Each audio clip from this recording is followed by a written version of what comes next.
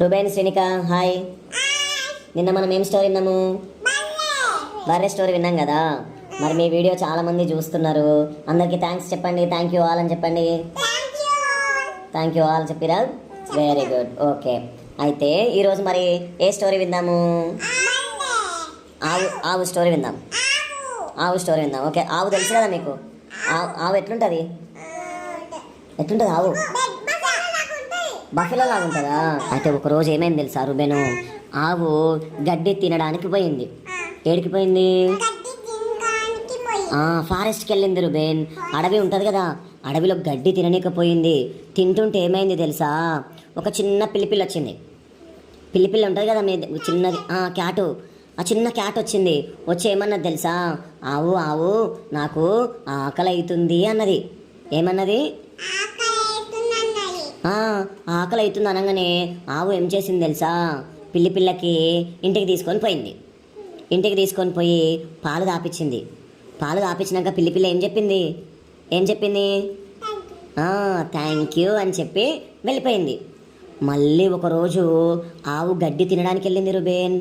వెళ్ళగానే అక్కడికి వెళ్ళి ఏమొచ్చింది తెలుసా? పెద్దది లయన్ వచ్చింది, టైగర్ వచ్చింది.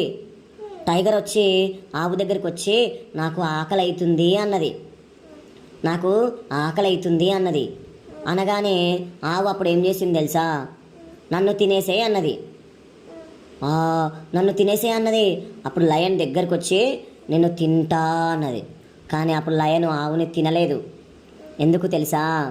పిల్లి ఉంది కదా, పిల్లి చిన్నగా ఉన్నప్పుడు పిల్లి వచ్చిందా? క్యాట్. అది క్యాట్ కాదు, అది లయను. చిన్నగా ఉన్నప్పుడు లయన్ వచ్చింది కదా, క్యాట్ వచ్చింది కదా. అప్పుడు అదే క్యాట్ కాదు, చిన్నగా ఉన్నప్పుడు వచ్చింది ఈ లయనే. ఇదే పెద్దగా అయింది. మరి మనకి హెల్ప్ చేసిన వాళ్ళని మనము ద్రోహం చేయొద్దు కదా. మరి చిన్నప్పుడు అది చిన్నగా ఉండి ఆకలి అవుతుంది అంటే ఆవు పాలు తాపించింది కదా. మరి పెద్దగా అయినాక నాకు ఆకలి అవుతుంది అంటే నన్ను తిను అన్నది కదా. ఆవు గొప్పతనం ఏంది తెలుసా? అమ్మ ప్రేమ. నన్ను తినేసే అన్నది. అట్లా మనం ఎవరన్నా చెప్పాం కదా. మనం ఆవులాగా ఉండాలి, అందరికీ హెల్ప్ చేయాలన్నమాట. ఓకేనా? మరి మీరు అందరికీ హెల్ప్ చేస్తారా? నిజంగా మమ్మీకి హెల్ప్ చేసినావా నువ్వు? చినిక నువ్వు కూడా హెల్ప్ చేసినావు. Very good. Thank you all అని చెప్పండి. Please subscribe my channel.